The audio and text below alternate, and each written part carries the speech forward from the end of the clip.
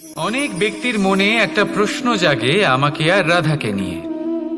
বলেন যে না আমি আর রাধা একসাথে থাকি, না আমাদের বিয়ে হয়েছে। আমি এখানে দ্বারকাতে, ও ওখানে বর্ষণাতে, তাও এত ভালোবাসা কি করে? এ কেমন সম্পর্ক? আমি তাদের একটা সহজ কথা বলতে চাই। আপনি কখনো আয়নার দিকে দেখেছেন? নিজের দুই চোখের দিকে তাকিয়ে জিজ্ঞাসা করুন, এই দুই চোখ একসাথে কেন বন্ধ হয়, একসাথে কেন খোলে, একসাথে কেন ঘুমোয়, একসাথে কেন কাঁদে? আজীবন কোনো এক মানুষের সাথে সম্পর্ক রাখা অবশ্যই সম্ভব, তাদের সাথে দেখা না করে।